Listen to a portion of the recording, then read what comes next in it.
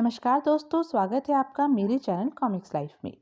शुरू करते हैं तुलसी कॉमिक्स की एक और मज़ेदार कॉमिक्स, सोने का चूहा। सोने का चूहा, रंग संयोजन राजेश भाटिया, कथानक डॉक्टर महेंद्र मित्तल, संपादन प्रमिला जैन, चित्रांकन विनोद भाटिया। चंपा नगरी में कुमार दत्त नाम का एक व्यापारी रहता था। एक बार वह सख्त बीमार पड़ा तो उसने अपनी पत्नी और पुत्र देवदत्त को अपने पास बुलाया। मेरा अंत निकट आ गया है बेटा, अब शायद मैं जीवित न रह सकूं। आप ऐसी बात कहकर माँ को क्यों दुखी कर रहे हैं? पिताजी, आप जल्द ठीक हो जाएंगे। नहीं बेटा, यह अब संभव नहीं लगता। तुम मेरी बात ध्यान से सुनो। देखो बेटा, जो व्यक्ति धन के विषय में ठीक से सोच समझकर चलता है वही धन कमा सकता है। जी पिताजी। और जो व्यक्ति धन को केवल अपने लिए ही कमाता है और कभी ईश्वर के नाम पर दूसरों की मदद नहीं करता, वह जल्दी ही फिर से कंगाल हो जाता है। जी।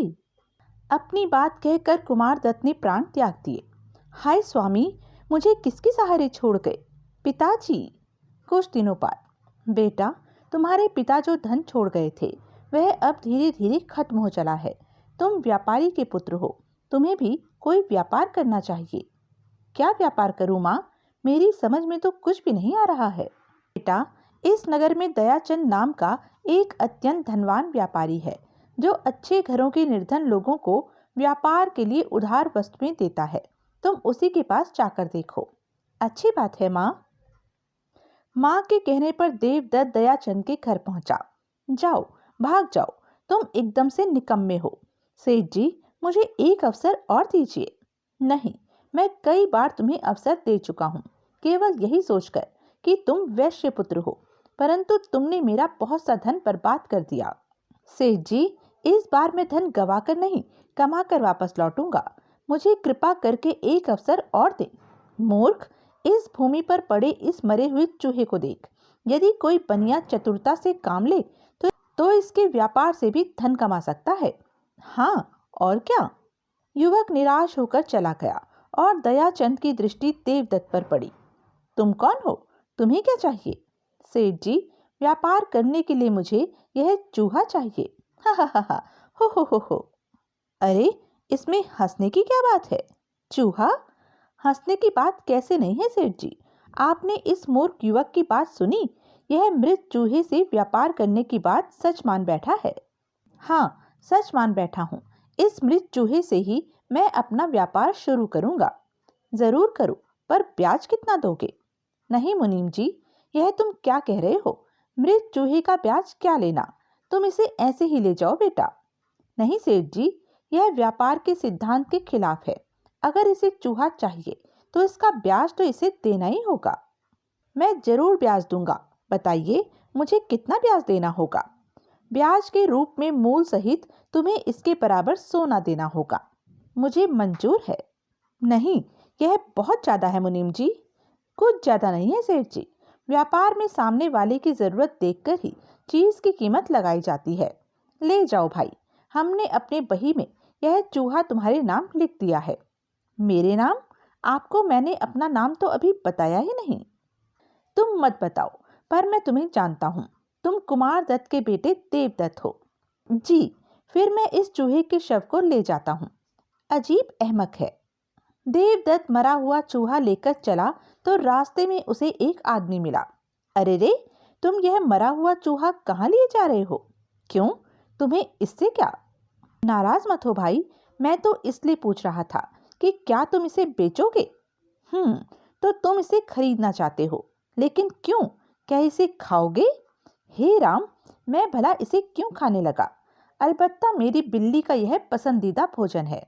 यह मुझे उसी के लिए चाहिए। तो फिर निकालो 2 टके। मैंने इसे अभी अभी खरीदा था, पर लगता है तुम्हारी जरूरत ज्यादा है। यह लो 2 टके और चूहा मेरे हवाले करो। हाँ, यह लो। खरा और नगद व्यापार इसी तरह किया जाता है। 2 टके लेकर देवदत्त सीधा भड़भूजे के पास पहुंचा। 1 टके के भुने चने देना भाई। भाई, मुझे ठंडे पानी का एक घड़ा चाहिए। हाँ, ले जाओ। पानी खूब ठंडा होता है इसमें। कीमत सिर्फ 1 टका। देवदत्त पानी का घड़ा और चने लेकर नगर से बाहर एक पेड़ के नीचे बैठ गया। थके मांदे राहगीरों को पानी पिलाना बड़े पुण्य का काम है। भाई, थोड़ा पानी मिलेगा? हाँ हाँ, क्यों नहीं मिलेगा। लो, पहले ये थोड़े भुने चने खाओ, फिर पानी पीना। खाली पेट पानी पीने से पेट में दर्द हो जाएगा। तुम ठीक कहते हो भाई। लक्कड़हारे ने चने खाए और पेट भरकर पानी पिया। आह, सारी थकान मिट गई। भगवान तुम्हारा भला करे। धन्यवाद, यह तो मेरा कर्तव्य था।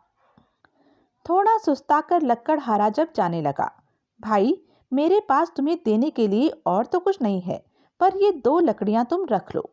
मैंने किसी लालच से तुम्हें पानी नहीं पिलाया था, फिर भी तुम्हारा दिल न टूटे, इसलिए मैं इन्हें रख लेता हूँ। एक दूसरा लक्कड़हारा, उफ, बड़ी जोर से प्यास लगी है, लगता है उसके पास पानी होगा। थोड़ा पानी मिलेगा भाई? हाँ हाँ, क्यों नहीं, लेकिन तुम पहले इस बोझ से तो मुक्ति पालो। पहले लक्कड़हारे की भांति देवदत्त ने उसे भी चने खिलाए और पानी पिलाया। तुमने यहाँ प्याऊ लगाकर बड़े पुण्य का काम किया है भाई। हम लोग दूर जंगल से लकड़ियां काट कर लाते हैं, पर रास्ते में कहीं पानी नहीं मिलता। अब तुम्हें रोज यहाँ पानी मिलेगा।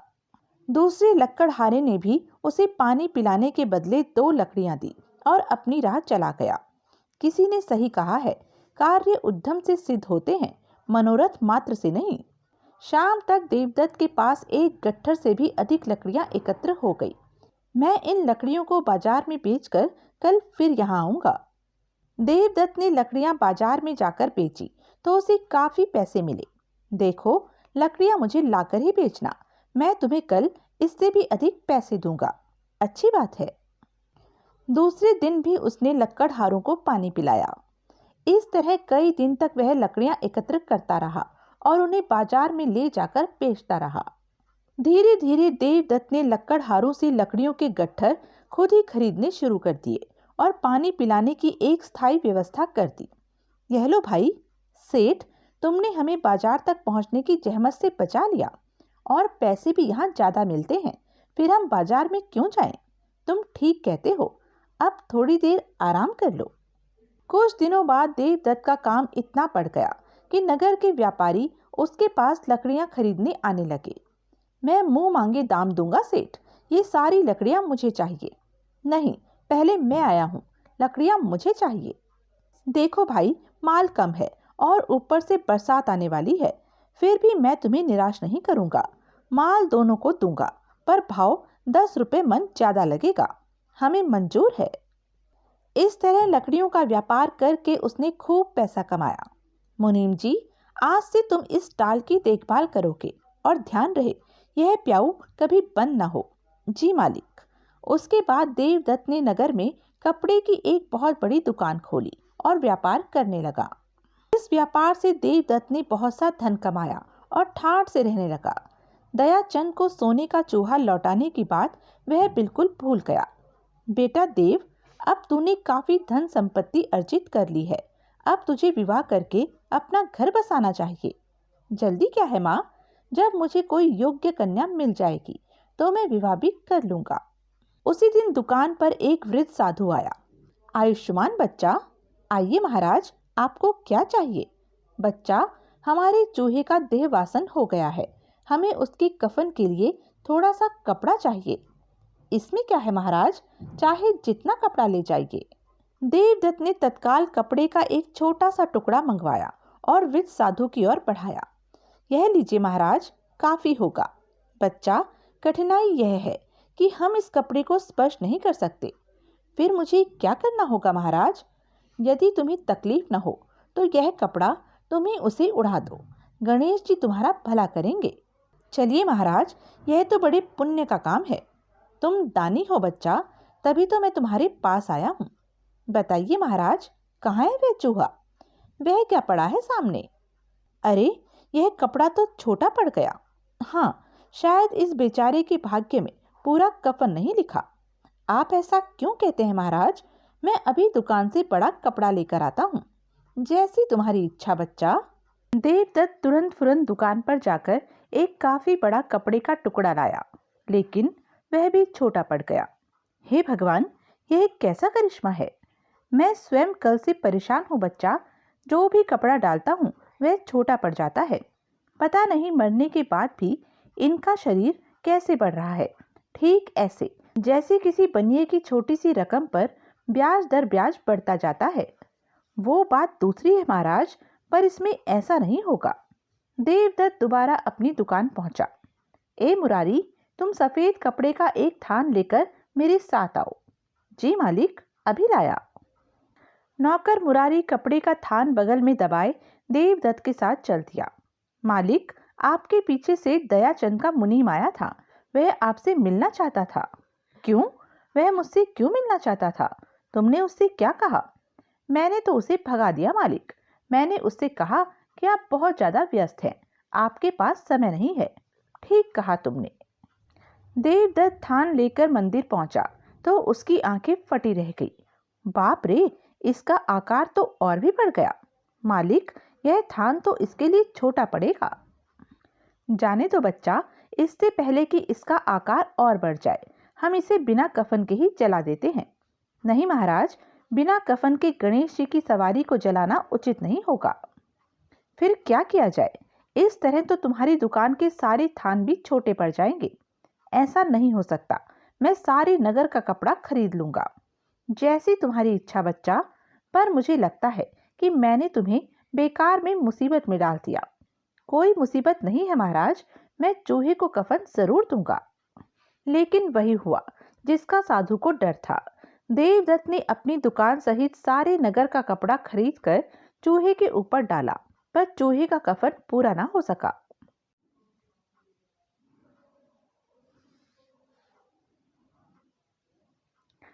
आखिरकार देवदत्त ने हार मान ली। महाराज, मुझे क्षमा कर दीजिए, मैं इस चूहे को कफन देने में असमर्थ हूँ। उठो वत्स, जब तुम इस चूहे का कफन नहीं दे सकते तो दयानंद का ब्याज कैसे दोगे? देवदत्त चौंका। मैं कुछ समझा नहीं महाराज। भूल गए कि तुम्हें दयाचंद का ब्याज देना है। उससे तुम एक मृत चूहा लाए थे। ओह, मैं तो वाकई भूल गया। मुझे ब्याज के रूप में उसे एक सोने का चूहा देना था, और वही चूहा ब्याज के बढ़ते रहने से इस विशाल चूहे के बराबर हो गया है। कहाँ से लाओगे इतना सोना? मुझे बचाइए महाराज, मैं तो अब फिर से कंगाल हो गया हूँ। इतना बड़ा चूहा तो क्या, मैं उसे अब मामूली चूहे के बराबर भी सोना नहीं दे सकता। अब तुम्हें गणपति बाबा ही बचा सकते हैं वत्स, उन्हीं की शरण में जाओ। एकाएक साधु अंतर ध्यान हो गया। अरे, साधु बाबा कहाँ गायब हो गए? यह कैसा चमत्कार है? क्या गणपति बाबा स्वयं मेरी परीक्षा ले रहे थे? मालिक, वह चूहा भी गायब हो गया है। मुझे तो यह किसी जादूगर का करिश्मा लगता है। घर लौटने पर, क्या बात है बेटा, तेरा चेहरा इस तरह से क्यों उतरा हुआ है? माँ, लगता है मुझसे बहुत भारी अपराध हो गया है। जिस मृत चूहे की बदौलत मैंने इतनी दौलत कमाई थी, वह एक पल में मुझसे छिन गई। देवदत्त ने जब सारी बात अपनी माँ को बताई तो वह भी चिंतित हो उठी। बेटा, तेरे पिता ने मरते समय जो कहा था तूने उसे भुला दिया, तभी ऐसा हुआ। न तो ईश्वर के नाम पर तूने अपनी कमाई का एक हिस्सा निकाला और न धन की गति को समझा। बेटा, ईश्वर के नाम पर निकाला गया हिस्सा गरीबों के काम आता है। धन में भी तभी बरकत होती है। मुझसे भूल हो गई माँ। इस भूल का प्रायश्चित करने के लिए तुझे अब गणपति बाबा को प्रसन्न करना चाहिए। मैं प्रायश्चित करूंगा माँ। और एक बात ध्यान रखना, व्यापार में ब्याज पर लिए गए धन का ब्याज समय रहते ही चुकता कर देना चाहिए, अन्यथा यह सुरसा के मुख की तरह ही बढ़ता ही जाता है। तुम ठीक कहती हो माँ। दूसरे दिन ही देवदत्त स्नान ध्यान करके शिव मंदिर में गणपति बाबा की मूर्ति के सामने जा बैठा। ओम जय श्री गणेशाय नमः। हे गणपति बापा, मैंने तेरे ही वाहन से अपना व्यापार आरंभ करके अतुल संपदा प्राप्त की और जनता की भलाई के लिए उसमें से एक भी पैसा खर्च नहीं किया। तेरा भाग तुझे समर्पित नहीं किया। मैं पापी हूँ प्रभु, मुझे क्षमा करो। गणपति बाबा की स्तुति करते हुए जब काफी समय बीत गया और देवदत्त भूखा प्यासा वहीं पड़ा रहा, तो एक दिन बाबा ने उसे दर्शन दिए। वत्स, मैं तेरी भक्ति से प्रसन्न हुआ। यह ले, इन स्वर्ण मुद्राओं से एक सोने का चूहा बना और दयाचंद को देकर फिर से व्यापार शुरू कर, तेरा कल्याण होगा। प्रभु, मैं आपकी आज्ञा का तत्काल पालन करूंगा। स्वर्ण मुद्राएं देकर गणेश जी चले गए तो देवदत्त मंदिर से बाहर निकला। अब मैं सबसे पहले दयाचंद का ब्याज चुकाऊंगा। अभी वह थोड़ी दूर ही गया था कि उसे मार्ग में एक ठग मिला। अरे, कहाँ जा रहे हो देवदत्त? तुम्हारे हाथ में यह क्या है? ये 8 स्वर्ण मुद्राएं हैं। मैं इन्हें सुनार को देकर एक सोने का चूहा बनवाऊंगा। सोने का चूहा? तुम उसका क्या करोगे? मुझे किसी का कर्ज चुकाना है। सोने का चूहा देकर ही मुझे उस कर्ज से मुक्ति मिलेगी। ओह, समझा। लेकिन इसके लिए तुम्हें सुनार के पास जाने की क्या जरूरत है? मैं एक ऐसी जगह जानता हूँ जहाँ से तुम्हें बना बनाया सोने का चूहा मिल जाएगा। देखो, यहाँ से दक्षिण दिशा में एक चित्र नगरी है। वहाँ चित्रागंधा नामक एक भली महिला रहती है। उसके पास एक बहुत ही सुंदर सोने का चूहा है। इस सोने के बदले तुम वह चूहा उससे ले सकते हो। ठीक है, मैं अभी उसके पास जाता हूँ। चित्रागंधा नाम की महिला एक नंबर की ठगिनी थी। अब इन 8 स्वर्ण मुद्राओं में कम से कम 4 मुद्राएं तो मेरी होगी। चित्र नगरी पहुंचकर, क्यों भाई, चित्रागंधा नामक महिला कहाँ रहती है? वह मकान उसी का है।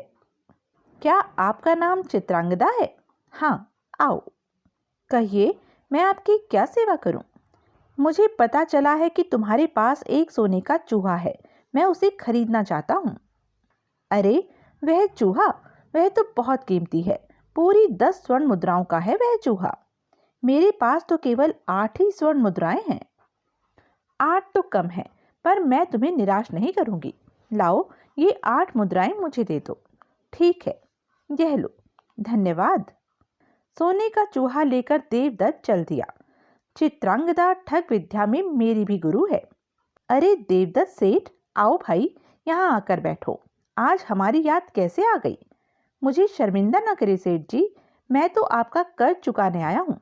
यह लीजिए, सोने का चूहा। सोने का चूहा? मेरा कर्ज? यह तुम क्या कह रहे हो भाई? सेठ जी, आप भूल गए क्या कि देवदत्त ने आपके मृत चूहे से अपना व्यापार शुरू किया था और बदले में ब्याज सहित सोने का चूहा देने का वादा किया था। ओह, पर मैंने तो उसे मजाक समझा था। मजाक की इसमें क्या बात है सेठ जी? व्यापार में मजाक नहीं चलता। मैंने मृत चूहे के बदले सोने का चूहा देने का वादा किया था। अब इसे स्वीकार कीजिए। अब तुम कह रहे हो तो लाओ। तभी, जरा ठहरिए सेठ जी। लाओ भाई देवदत्त, यह चूहा मुझे दो। जी। देवदत्त से चूहा लेकर मुनीम उसे उलट पुलट कर देखने लगा। सेठ जी, यह तो बहुत हल्का है और भीतर से खोखला मालूम देता है। इसे तो ठोस होना चाहिए था, क्योंकि हमारा ब्याज भी तो बढ़ गया है। यह तो तुम ठीक कह रहे हो। मुनीम ने चूहे को कसौटी पर कसा। अरे, यह तो सोने की पॉलिश चढ़ा पीतल का चूहा है। सेठ जी, इसकी कीमत तो 2 कौड़ी भी नहीं है। क्या तुम्हें शर्म आनी चाहिए देवदत्त? मेरे साथ तुम धोखाधड़ी करना चाहते हो?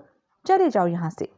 पर सेठ जी, मैंने इसे 8 स्वर्ण मुद्राएं देकर खरीदा है। मैंने आपको कोई धोखा नहीं दिया। खामोश, झूठ बोलते तुम्हें लज्जा भी नहीं आती? इससे तो कहीं डूब मरो। पकड़ो इसे। यह चालाकी कहीं और जाकर दिखाना। व्यापार में धोखाधड़ी करने वाला कभी नहीं पनपता। लेकिन वेकिन कुछ नहीं। निकल जाओ यहाँ से और फिर कभी हमें अपनी मनहूस सूरत मत दिखाना, समझे? तुम धोखेबाज हो। इससे तो कहीं डूब मरो। तुम्हें झूठ बोलते लज्जा भी नहीं आती। देवदत्त वापस ठगिनी के पास पहुंचा। नीच, धोखेबाज, तूने छल किया मुझसे। अरे, कौन हो तुम? यहाँ तुम्हें किसने आने दिया? अच्छा, तो अब तो मुझे पहचानती भी नहीं। अभी कुछ देर पहले तूने 8 स्वर्ण मुद्राओं के बदले क्या मुझे यह चूहा नहीं दिया था? तुम क्या बक रहे हो? मैं एक खानदानी महिला हूँ। चूहों का व्यापार मैं नहीं करती। एकाएक देवदत्त का पारा चढ़ गया। झूठी, मैं तुझे जान से मार दूंगा। आह, अरे, कोई मुझे इस दुष्ट से बचाओ। चित्रांगदा की चीख पुकार सुनकर 2 तगड़े से आदमी वहां आए और उन्होंने देवदत्त को सीढ़ियों से नीचे फेंक दिया। चल भाग, दफा हो जा यहाँ से। आह! अरे देखो तो किस बुरी तरह फेंका है तुम्हें। क्यों भाई, तुम्हें चोट तो नहीं आई? तुम वही हो जिसने मुझे सोने का चूहा लेने इस महिला के पास भेजा था। हाँ भाई, मैंने ही भेजा था। क्यों, क्या हुआ? क्या चूहा नहीं मिला? मिला क्यों नहीं, लेकिन सोने के चूहे की जगह उसने मुझे यह पीतल का चूहा फेर दिया। ओह, मैं नहीं जानता था कि ये लोग इतने धोखेबाज हैं। मेरा इसमें कोई दोष नहीं भाई। दोष तुम्हारा नहीं, मेरी तकदीर का है। तकदीर के आगे किसी का बस नहीं चलता भाई। दुखी देवदत्त फिर से शिव मंदिर पहुंचा। ऐसी जिंदगी से तो मर जाना अच्छा है। दूसरे ही क्षण देवदत्त जैसे ही कुएं में कूदने लगा तो, अरे तुम कायरों की भांति अपना जीवन खत्म करना चाहते हो बच्चा? छोड़ दो मुझे। नहीं, मेरी ओर देखो। आप? हाँ बच्चा, यह जीवन परमात्मा का मनुष्य के लिए सबसे उत्तम उपहार है।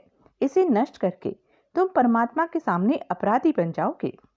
पर महाराज, मैं समय पर दयाचंद का ब्याज और ऋण नहीं चुका सका। बच्चा, तुमने समय पर दयाचंद का ऋण नहीं चुकाया। यह सजा तुम्हारी उसी भूल की है। फिर अब मैं क्या करूं महाराज? मेरी तो कुछ समझ में नहीं आ रहा है। जब खुद कोई बात समझ में ना आए तो उसे परमात्मा के भरोसे छोड़ दो। गणपति बप्पा सब ठीक कर देंगे। उन्होंने तो मेरी मदद की थी महाराज, पर मैं ही धोखा खा गया। कोई बात नहीं, वे फिर तुम्हारी मदद करेंगे। जाओ, दयाचंद के पास जाओ और उससे कहो कि गणपति के मंदिर पर आकर अपना ऋण चुकता कर ले। साधु के निर्देश पर देवदत्त पुनः दयाचंद के पास पहुंचा। अरे बेशर्म, तू फिर चला आया। इस बार कौन सी चालाकी करेगा? चालाकी नहीं सेठ जी, मेरी विनती है आपसे, आप गणपति के मंदिर पर चलकर अपना हिसाब चुकता कर लीजिए। दयाचंद अपने मुनीम को लेकर देवदत्त के साथ शिव मंदिर पहुंचा। यह रहा आपका सोने का चूहा, इसे ले जाइए। सोने का चूहा? अरे यह तो बहुत भारी है सेठ जी, मैं अकेला इसे नहीं उठा सकता। तब से दयाचंद भी मुनीम की मदद करने के लिए जोर लगाने लगा। उफ, यह तो हिल भी नहीं रहा। लगता है ठोस सोने का है। इसे पाकर तो हम माला माल हो जाएंगे। जब दोनों जोर लगा लगाकर पसीने पसीने हो गए और चूहे को हिला भी नहीं सके तो झुंझला पड़े। तुम फिर हमारे साथ छल कर रहे हो देवदत्त। यह इतना भारी है कि हिलता तक नहीं। इसे हम कैसे ले जाएं? अब यह आप अपने मुनीम जी से पूछिए। ब्याज सहित यह इतना भारी तो होना ही था। ब्याज की बात तो यह पक्की बोले है सेठ जी। इसमें देवदत्त सेठ की कोई गलती नहीं है। तो फिर इसे कैसे ले जाए? तेरे और मेरे से तो यह हिलता भी नहीं। सेठ जी, क्यों न इसे छकड़े पर लाद कर ले चले। हम अपने सभी नौकरों को भी यहीं बुला लेते हैं। जो करना है जल्दी करो। लेकिन बहुत सारे मजदूर और नौकर भी उस चूहे को उठाकर छकड़े पर नहीं लाद सके। जोर लगा के हैया, उफ उफ। तभी मुनीम को एक तरकीब सूझी। सेठ जी, इस तरह तो इसे ले जाना मुश्किल है। क्यों ना हम इसके टुकड़े टुकड़े करके ले चले। बात तो ठीक है, लेकिन देवदत्त क्या इसे मानेगा? मुझे कोई ऐतराज नहीं है सेठ जी। आप इसे जैसे जी चाहे ले जाए। ठीक है, तुम इसके टुकड़े टुकड़े कर डालो मुनीम जी। मुनीम की आज्ञा पर बीसियों सुनार चूहे पर चढ़कर हथौड़ी छेनिया चूहे की पीठ पर चलाने लगे। संभल कर। जब काफी देर तक हथौड़ियां चलाकर वे उसका एक टुकड़ा भी न तोड़ पाए तो, मुनीम जी चलो यहाँ से, यह तो धोखेबाज है और हमारा बेवकूफ बना रहा है। जी। उसी समय वृद्ध साधु मंदिर के पीछे से आगे आया। क्या बात है सेठ जी, आप इतने क्रोधित किस लिए हो रहे हैं? मैं अपना कर्ज वसूल करने यहाँ आया था। लेकिन आपका यह ऋण क्या थोड़ा है? नहीं महाराज, मूल और ब्याज की रकम मिलाकर इस चूहे के बराबर ही ऋण बनता है। यह देखिए। तो इसे ले जाइए और इस बेचारे कर्जदार को मुक्त कीजिए। कैसे ले जाए महाराज? यह तो इतना भारी है कि अपनी इस जगह से हिलता तक नहीं। फिर आपको इतना भारी ब्याज नहीं लगाना चाहिए। इससे तो अच्छा था कि आप मूल पर ही संतोष कर लेते। महाराज, अब तो मूल ही मिल जाए तो हम सब्र कर ले। तब फिर क्या परेशानी है देवदत्त? बच्चा, सेठ को मूल ही लौटा दो। जी महाराज। साधु की आज्ञा से देवदत्त ने सोने के चूहे की ओर देखा तो चौंक पड़ा। यह लीजिए सेठ जी, अपना मूलधन संभालिए। नहीं, दूर फेंको इसे। ले लीजिए सेठ जी, मूलधन क्यों खोते हैं? खामोश मुनीम के बच्चे, तूने ही मुझे ब्याज के लिए उकसाया था, वरना मृत चूहे की कोई कीमत वसूल की जाती है। अब सेठ जी, इसमें मेरा क्या कसूर है? व्यापार तो व्यापार ही है। आपने ही कहा था कि व्यापार करने वाला। खामोश, दफा हो जाए यहाँ से। उसी समय चित्रांगदा नामक वह ठगनी रोती कलपती वहां आ पहुंची। हाय, मैं लुट गई, बर्बाद हो गई। मुझे क्षमा कर दो सेठ, मैं तुम्हारे पैर पकड़ती हूँ। अब तू मेरे पास क्या लेने आई है, धोखेबाज? सेठ, ये लो अपनी 8 स्वर्ण मुद्राएं। जब से ये मेरे पास आई हैं, तब से मेरा सारा कारोबार ठप हो गया। मेरे घर में आग लग गई है और मैं सड़क पर आ गई हूँ। ले लो बच्चा, धोखे से लिया गया धन आसानी से नहीं पचता। महाराज, आपने मुझे बचा लिया। आप वास्तव में देवता हैं। देवता तो गणपति बप्पा है बच्चा। जाओ, फिर से अपना व्यापार शुरू करो। ये मुद्राएं गणपति का प्रसाद है तुम्हारे लिए। देवदत्त ने गणपति की उन 8 स्वर्ण मुद्राओं से फिर व्यापार किया और उसका व्यापार दिन दूनी रात चौगुनी तरक्की करता चला गया। बेटा, अब तो तेरा व्यापार खूब फल फूल रहा है। अब तो तू बहू ले आ घर में। माँ, जैसी तुम्हारी इच्छा हो करो। तो यह थी तुलसी कॉमिक्स की एक मज़ेदार कॉमिक्स। ऐसी ही मज़ेदार कॉमिक्स के लिए बने रहें मेरे साथ। और हाँ, मेरे चैनल को लाइक, शेयर और सब्सक्राइब करना ना भूलें। धन्यवाद।